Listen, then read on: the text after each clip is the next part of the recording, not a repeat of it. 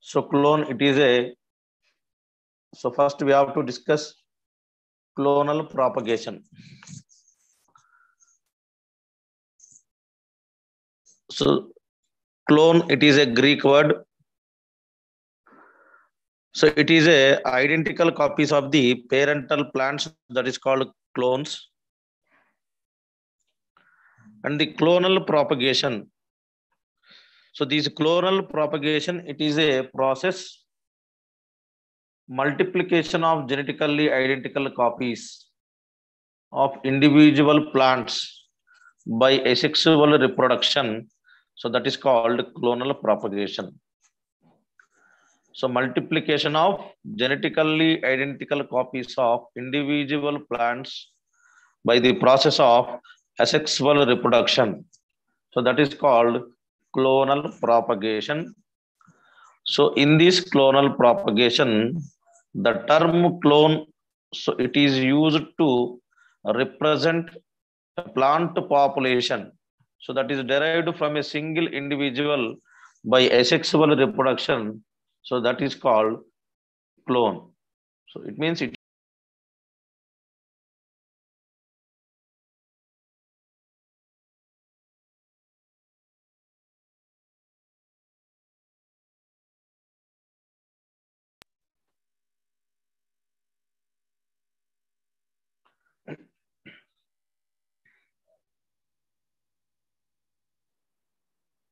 So it is a term that is clone. So clone, it is represented by a plant population derived from a single individual plants. So by the process of asexual reproduction, so that is called clone. So during the clonal propagation, it is completed by several techniques. So clonal propagation or micro propagation, so both are same in that it is completed by several steps. That first step, selection of mother plants and its maintenance. Next, initiation and establishment of culture and multiplication of shoots or rapid somatic embryo formation. So somatic embryo, so it is nothing but a vegetative embryo, that is called somatic. So in vitro germination of somatic embryos or rooting of shoots and a transfer of plantlets to sterilized soil for hardening under a greenhouse environment. So it is a step by step we are discussed. So in that, first of all, multiplication of genetically identically copies by the process of asexual reproduction. So asexual reproduction through the multiplication of vegetative parts is the only method for the in vitro propagation of certain plants. So these certain plants do not produce viable seeds. So clonal propagation has successfully applied for the propagation.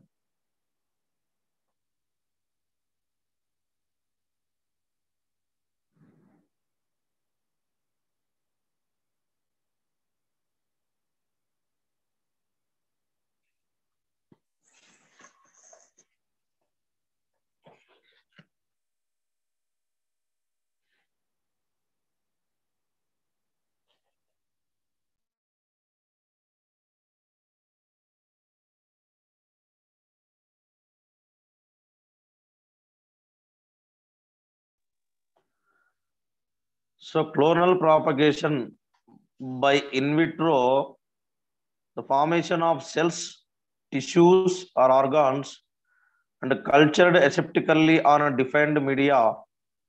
So it is contained in culture vessels and maintained under controlled conditions such as light and temperature.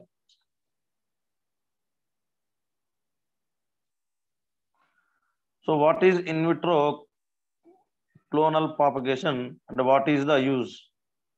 So in that, the use of tissue culture technique for micro propagation. So that is first started by in the 1960 Morel for the propagation of orchids. and now it is applied for several plants. So the micropropagation is a handy technique for rapid multiplication of plants.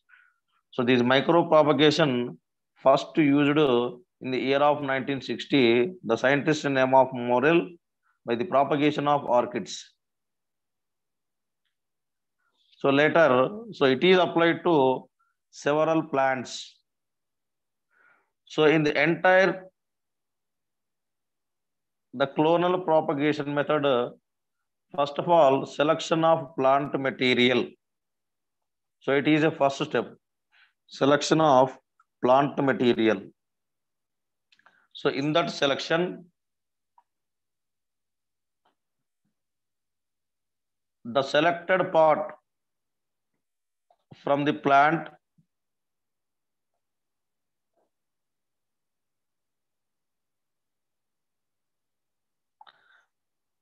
so selection of a plant tissue from the plant parts, so that is called as explant.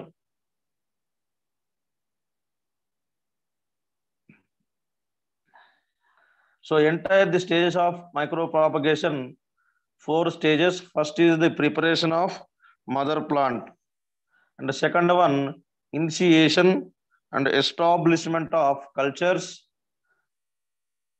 Next, multiplication of cultured tissue. Then next, in vitro germination of somatic embryo. So it is leads to the rooting of shoots. And the final stage, that is transfer of plantlets. So these plantlets sterilized soil for hardening under the greenhouse fields. So in that first step, that is preparation of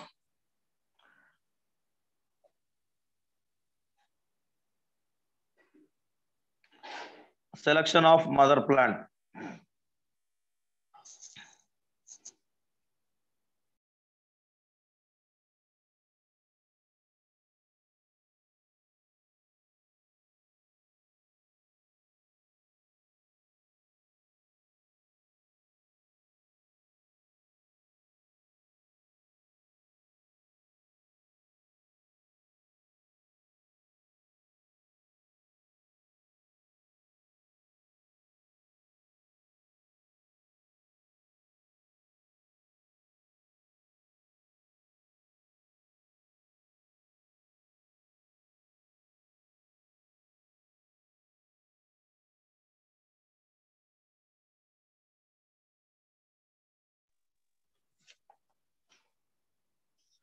So the initial step in micropropagation, that is selection of mother plant, and the selection of parental plant, that is involves in the selection and growth of stock plants for about 3 months under controlled conditions.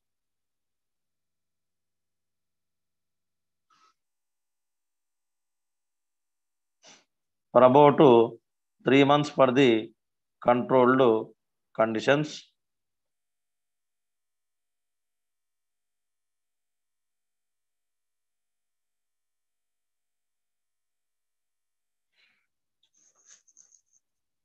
So entire the micropropagation process, first preparatory stage, it is the initial stage.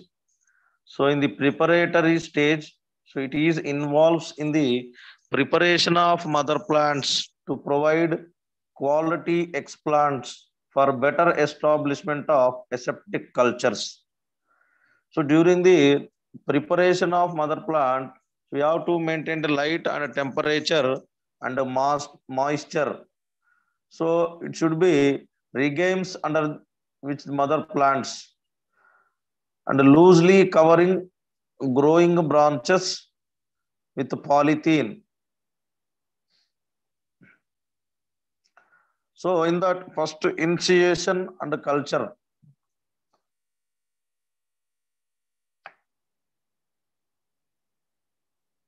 So during the initiation of culture, explant selection, sterilization treatment, and choice of growth medium So these are the important initiation and establishment cultures. So it is required a suitable medium. Now the selection of appropriate explants is important. The most commonly used explants are organs, shoot tips, and auxiliary buds. Now the chosen explant is surface sterilized and washed before use.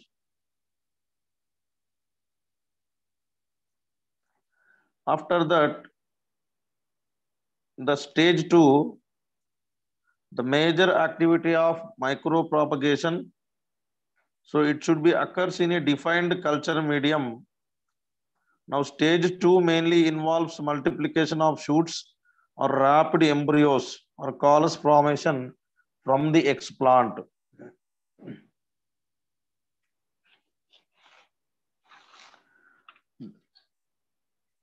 And the fourth step, that is stage 3. So during the stage 3, rooting and hardening,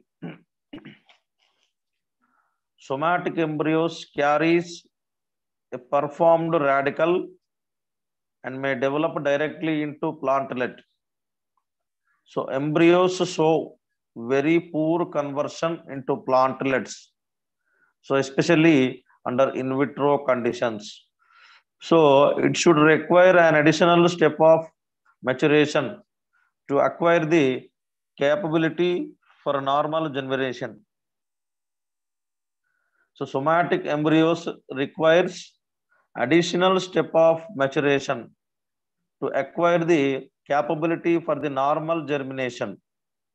And the adventitious and auxiliary shoots developed in cultures in the presence of a cytokinins. So generally lacking roots and obtain full plants from the shoots, and these shoots must be transferred to a rooting medium, so which is a different from the shoot multiplication medium, so particularly in its hormonal and salt compositions. For rooting, individual shoots measuring 2 centimeters in length and are excised and transferred to the rooting medium. So, and the fourth step, that is transplantation and acclimatization. So, so in the clonal propagation process, transferring the plantlets of stage 3 from the laboratory to the environment, so that is greenhouse. Some plant species, stage 3, skipped and unrooted stage 2 shoots are planted in pots or in a suitable compost mixture. So these clonal propagation plants are characterized by low photosynthetic rates and non-functional stomata and low cuticular wax and abnormal leaf morphology, acclimatization, greenhouse, and it should be maintained temperature 10 degrees.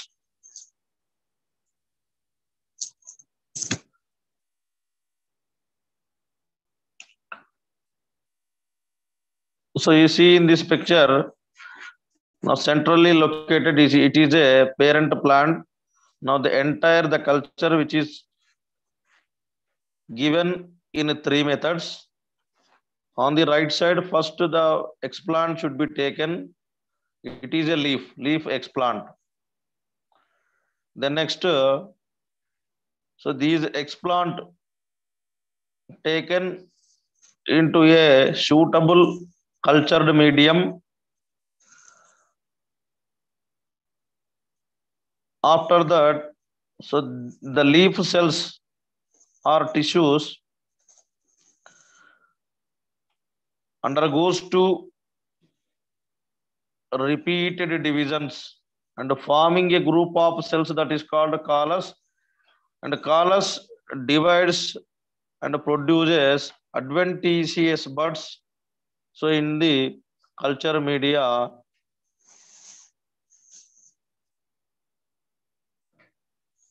now these adventitious buds produces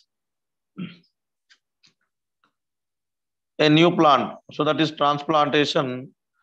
It is the one of the method. Now the second method, node culture. You see in the center of the picture, parental plant. Now the explant, that is a single node. Now the single node taken into the culture media, the next enhanced axillary branching. So it means these single node, the cells are present in the single node. So these are continuously divides and produces more number of cells and axillary branches. The next multiple axillary branches. So it means these the tissue which are present in a node, the taken minerals, vitamins, and water and sufficient sunlight from the culture media and rapidly divides and produces more branches. Now the next image, that is rooting media. After the production of branches by the application of cytokinins and auxins in a different ratio, now the roots will be developed from this axillary branching. After that, complete a plant which is formed inside the culture media. Now this plant transformed into a natural pots. So it is also one type of method. Now the third method, that is callus culture. So entire one is the node culture, next leaf culture, and third one callus culture. So in this image, callus, a group of cells which are extracted from the parent plant. Now these group of cells undergoes repeatedly divides the culture media and forming more number of cells, that is called callus. And these callus, by the application of different ratios of auxins and cytokinins, shoot and roots are formed. Later, it should be completely develops in a new plant. It is also one type of method. So it means entire the micropropagation method, micropropagation technique, there are different methods are there. One is the node culture, leaf culture, and callus culture.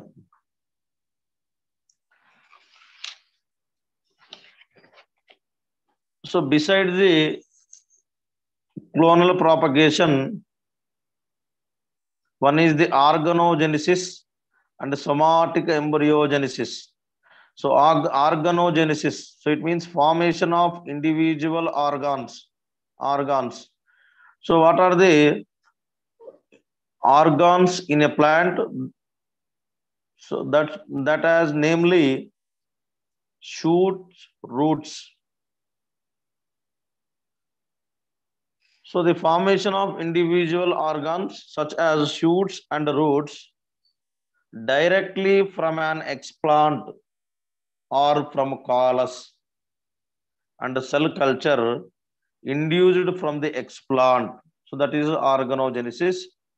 Now the second one, somatic embryogenesis. So somatic embryogenesis, so it is the regeneration of embryos from somatic cells or tissues or organs. So entire the methods of micropropagation, there are three steps. One is the organogenesis, embryogenesis, and micro cutting.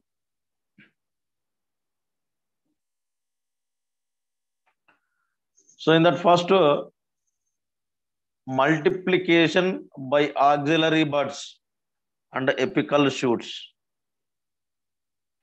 The axillary buds are located in the axils of the leaves.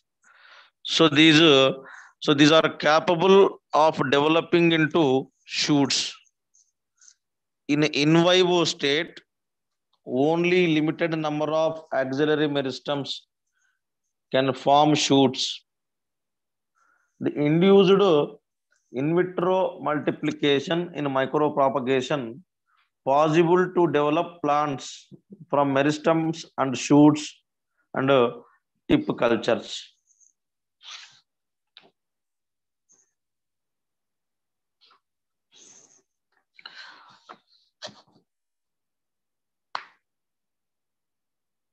So in that axillary bud proliferation,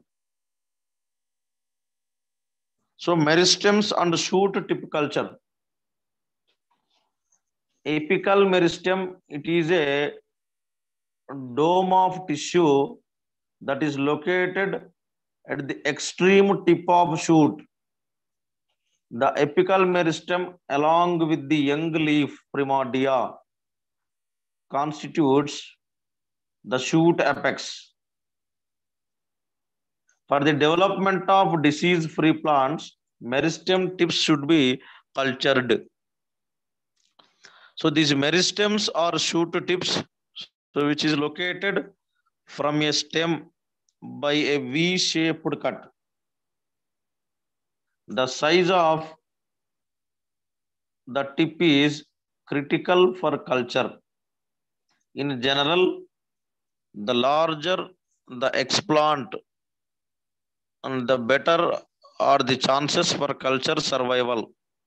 For good results of micropropagation, explants should be taken from the actively growing shoot tips, and ideal timing is the end of the plant's dormancy period.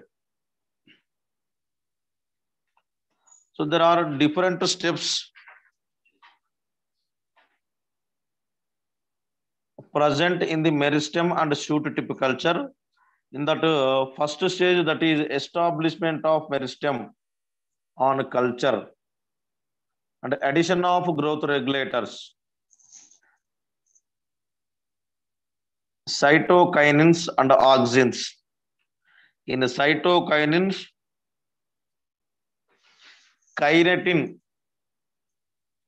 and in auxins, naphthalostic acid and indole butyric acid. So these are used as a plant growth regulators in a meristem and shoot tip culture at the first stage. Now the second stage, shoot development along with the axillary shoot proliferation. It should be occurs high levels of cytokinins required. And the third stage, the root formation is facilitated by low cytokinins and high auxin concentration. The root is formed in the culture media by the application of high amount of auxins and low amount of cytokinins. So this is opposite to the shoot formation. So since high levels of cytokinins which are required for the formation of shoot and high levels of auxins required for the formation of root. And the next bud culture.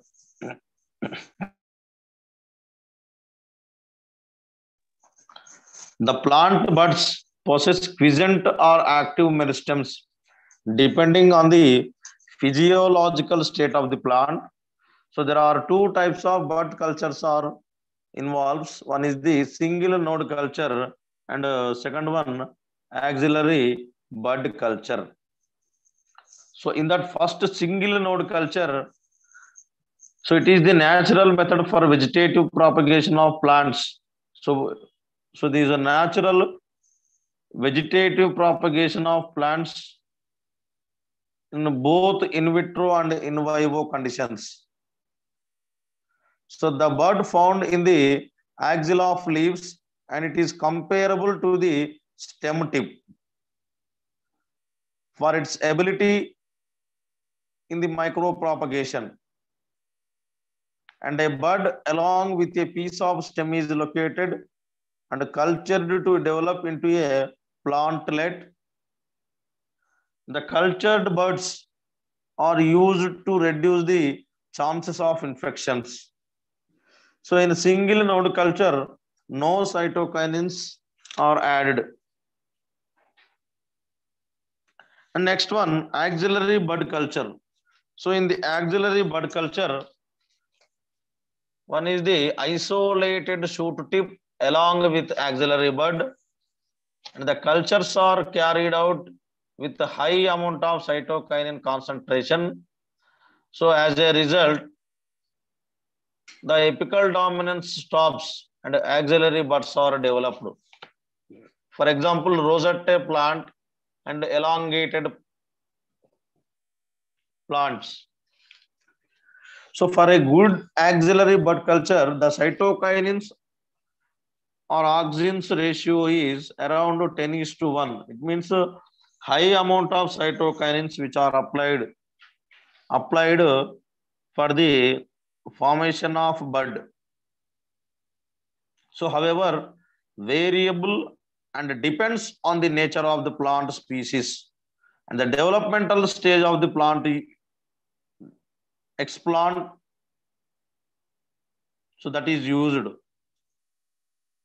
So in general and juvenile explants require less cytokinins compared to the adult explants. So sometimes the presence of apical meristem may interfere with axillary shoot development. In such a case, it has to be removed.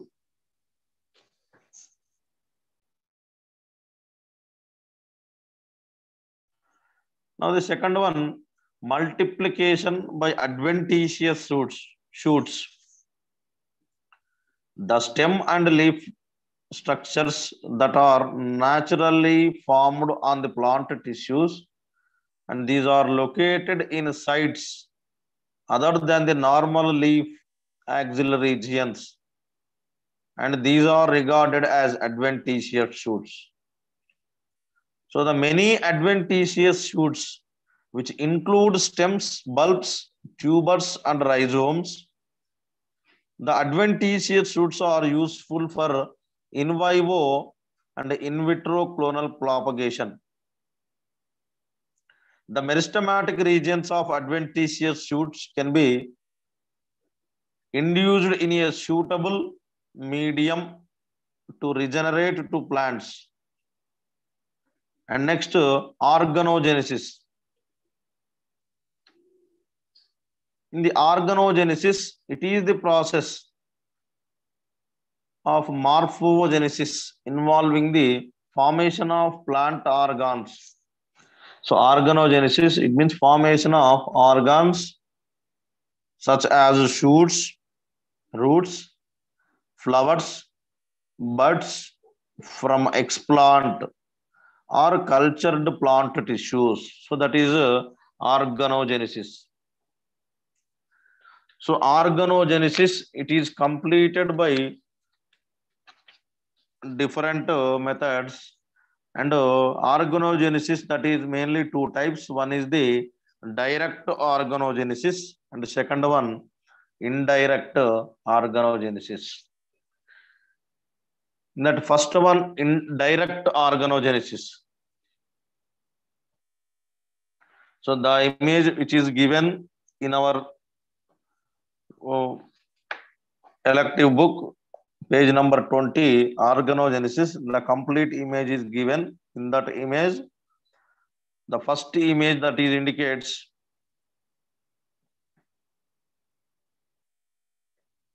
rooted plant, later initial explant, the initial explant taken into the culture media, cultured media The next organogenesis via callus formation, and the callus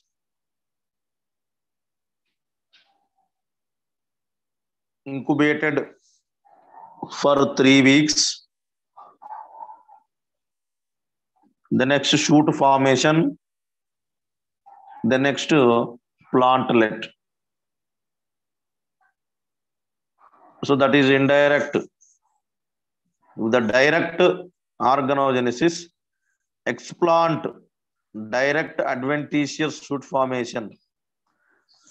So it means the callus, it is not formed in the direct organogenesis. Explant directly develops into adventitious shoots. And so first discuss about the direct organogenesis.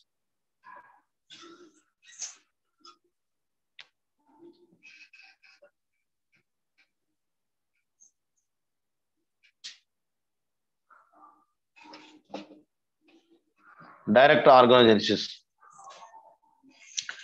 Tissues from leaves, stems, and roots and inflorescences can be directly cultured to produce plant organs. So in a direct organogenesis, the tissue undergoes morphogenesis without going through a callus or suspension culture stage. The term direct adventitious organ formation is, so it is also called as direct organogenesis. So induction of adventitious shoot formation, induction of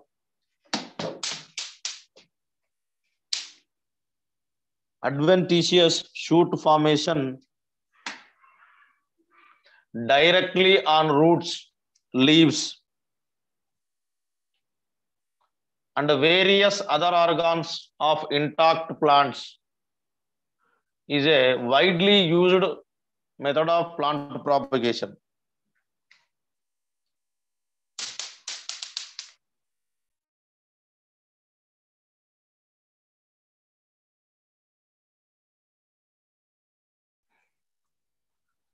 So the induction of adventitious shoot formation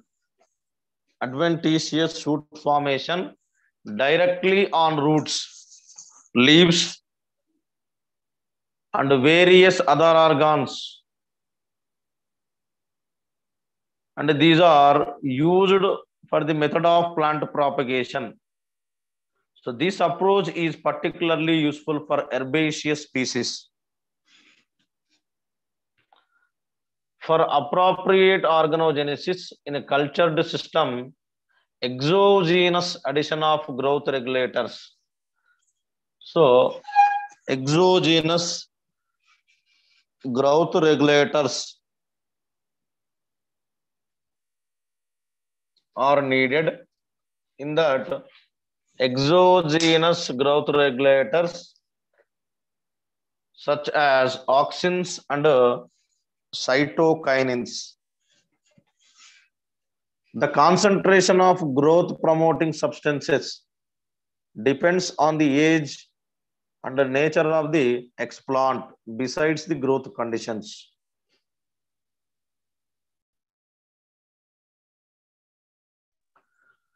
Now the next one, indirect organogenesis. When the organogenesis occurs through the callus or suspension cell culture formation, it is regarded as indirect organogenesis. Callus growth can be established from many explants, such as leaf explant or root explant or cotyledons, stems or flowers or petals. So these are used for subsequent organogenesis. Now the explant for good organogenesis should be mitotically active immature tissues. In general, the bigger the explant, the better the chances for obtaining viable colors or cell suspension cultures. So it is advantageous to select meristematic tissues for efficient indirect organogenesis. So this is because their growth rate and survival rate are much better than compared to direct organogenesis. For indirect organogenesis, the cultures may be grown in a liquid medium or solid medium. So many culture medias are used in the organogenesis. One is the MS media and B5 media and the whites media. So these are mostly used cultured medias.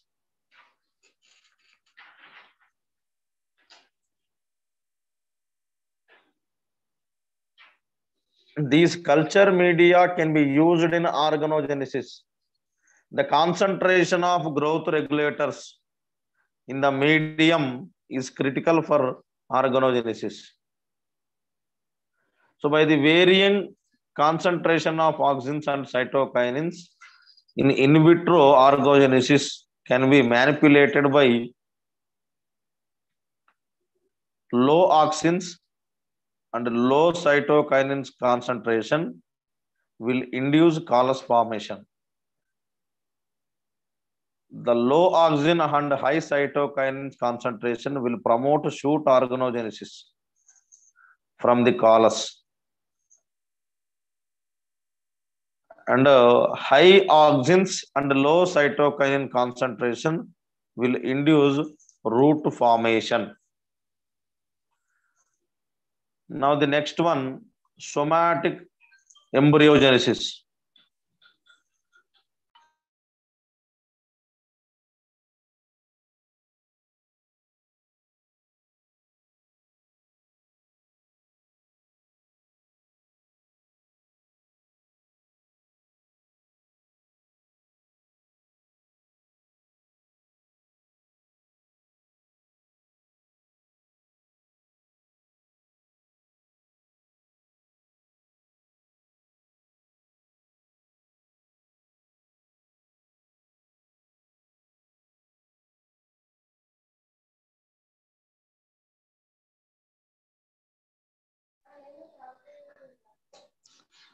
Next, somatic embryogenesis. Somatic embryogenesis may result in the non-zygotic embryos or somatic embryos. So directly formed from the somatic organs. So the somatic embryos, pathogenetic embryos, and androgenetic embryos. So in the somatic embryogenesis process, there are three types of embryos which are formed. One is the non-zygotic embryos or somatic embryos. So these non-zygotic or somatic embryos directly formed from the somatic organs. Now the second one, pathogenetic embryos. So these pathogenetic embryos which are formed from unfertilized egg. And the last one, androgenetic embryos. So in these androgenetic embryos which are formed from male gametophyte, because andros, it means male. So androgenic embryo means male gametophyte which are formed from somatic embryogenesis. So in a general usage, when the term somatic embryo is used to, so the somatic embryo, it is used, it implies that is formed from somatic tissues under in vitro conditions. So the somatic embryos are structurally similar to zygotic embryos, and they can be excised from the parent tissues and induced to germinate in a tissue culture media. And the development of somatic embryos can be done in plant cultures using somatic cells, particularly Epidermis, parenchymatous cells of petioles or secondary root phloem.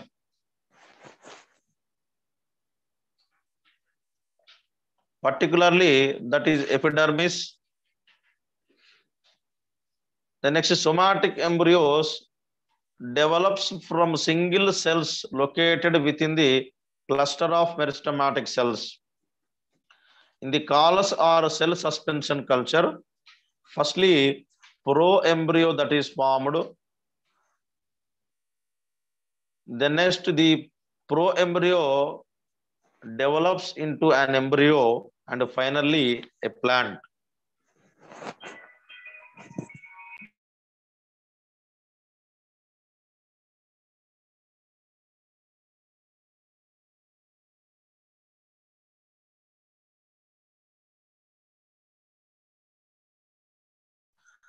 So the somatic embryogenesis completed by two methods. One is the direct embryogenesis, second one indirect embryogenesis. In a direct embryogenesis, when the somatic embryos develops directly on the excised plant without undergoing callus formation. So it is referred to as direct somatic embryogenesis.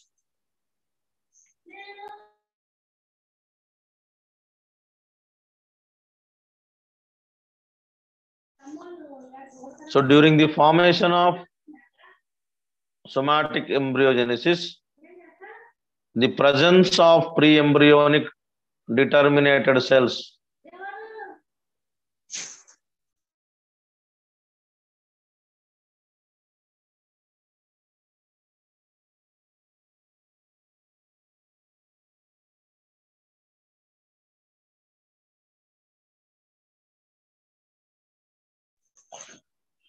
the characteristic feature of direct somatic embryogenesis is avoiding the possibility of introducing soma clonal variations in the propagated plants. Second one, indirect embryogenesis.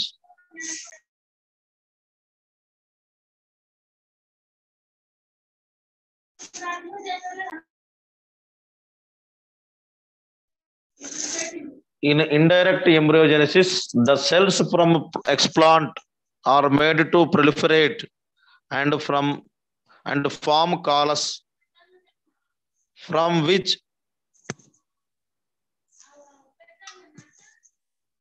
cell suspension cultures can be raised. Certain cells are referred to as induced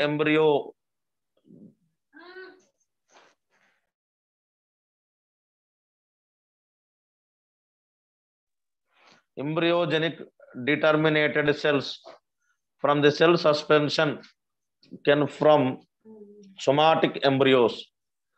So embryogenesis is made possible by the presence of growth regulators under suitable environmental conditions.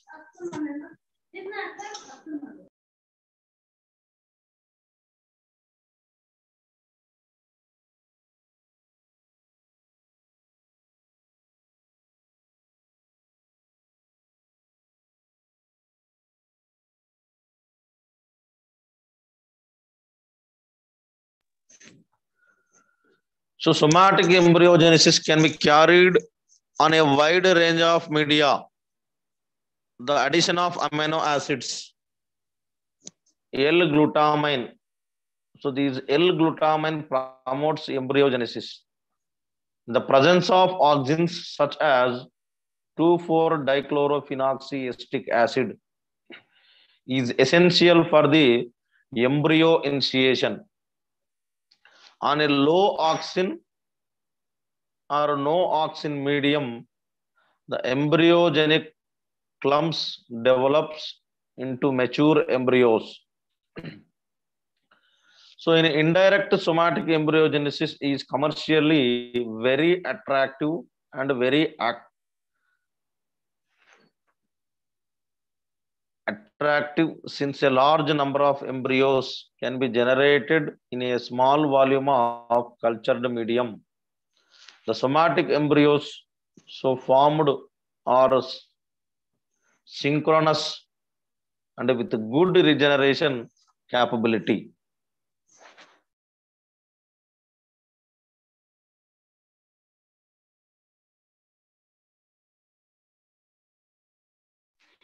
Now the next one, artificial seeds which are formed from somatic embryos.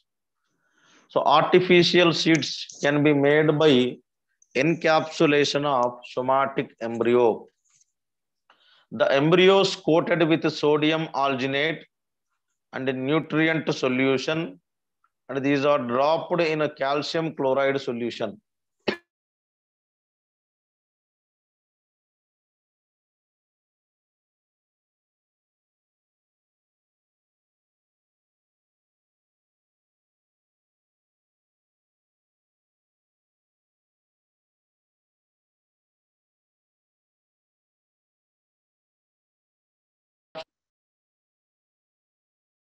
Can be maintained in a viable state till they are planted.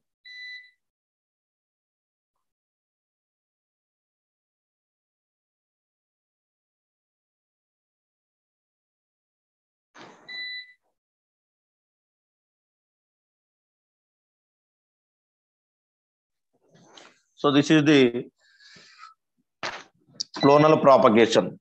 So in this entire chapter, we are discussed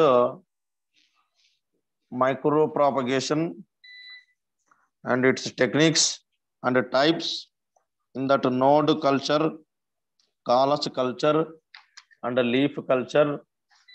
After axillary bud proliferation, organogenesis. So that is two types. One is the direct organogenesis and the second one indirect organogenesis. The next somatic embryogenesis. So next topic to be discussed in the next class, that is in vitro morphogenesis.